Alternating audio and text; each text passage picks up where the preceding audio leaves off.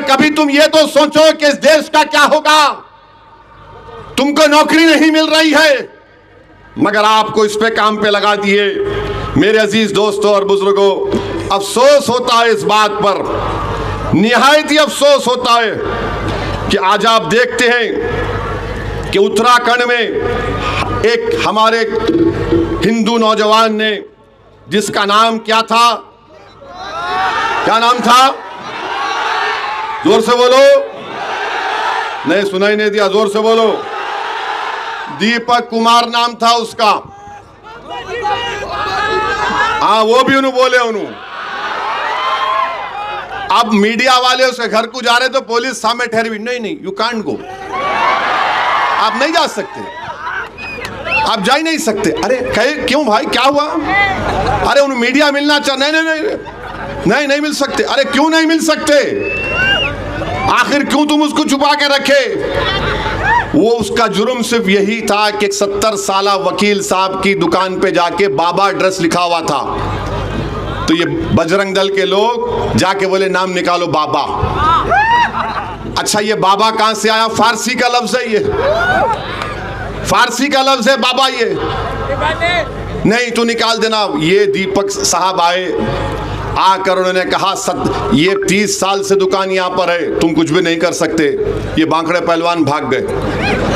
अब बीजेपी की सरकार, बीजेपी की पुलिस उसी दीपक कुमार पे केस लगा दिए।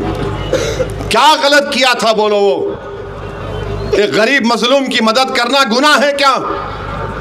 और फिर उसके जिम के सामने जाकर खड़े होकर 71 गालियां उसको दिए, ऐसा कर देंगे वो कर देंगे।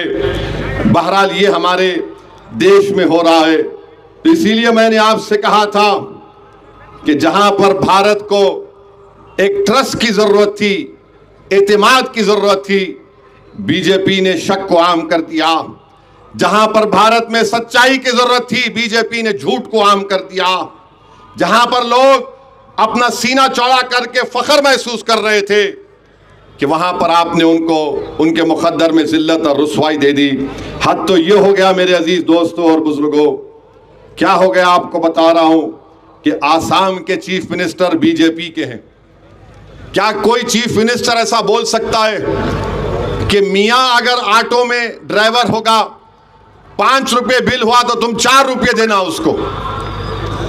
आसाम में मियां मुसलमान उन लोगों को बोलते हैं जो 150 साल पहले, 200 साल पहले अंग्रेज उनको लाए थे वहां पर ज़िराअत करने के लिए, काम करने के लिए।